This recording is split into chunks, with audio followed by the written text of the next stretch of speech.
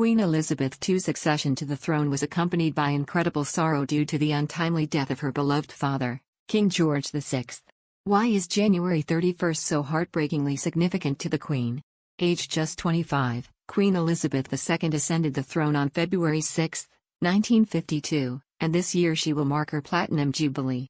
While the nation will celebrate the Queen's unprecedentedly long reign, the milestone will likely be incredibly difficult for the monarch, who has not seen her beloved father for 7 decades. On January 31st, then, Princess Elizabeth and the Duke of Edinburgh set off from London Airport to embark on a tour of the Commonwealth. The couple were waved off by King George VI, then, Queen Elizabeth and Princess Margaret, who had also boarded the plane to say their farewells. Unknown to Elizabeth, the day would mark the last time she ever saw her beloved father, as he died a few days later. The King's appearance at London Airport that day had also marked his last public appearance.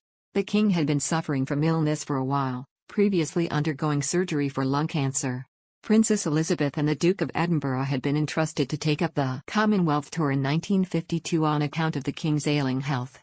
When Elizabeth returned to London Airport on February 7, 1952, she did so as Queen Elizabeth II.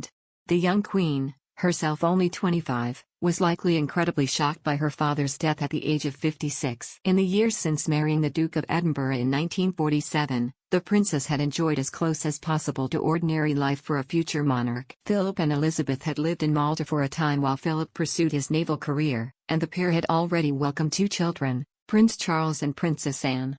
But on February 6, 1952, life as Elizabeth and Philip knew a change for good, and Queen Elizabeth II began what would prove to be the longest reign of any British monarch in history.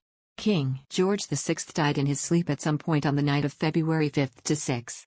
So the new Queen's reign began while she was at the Treetops Hotel in Kenya on the first leg of her royal tour. The Queen had spent her time there gazing at the incredible wildlife that surrounded the hotel, including elephants and rhinos. But the Queen was not aware she was now the monarch until she visited Sagana later on February 6.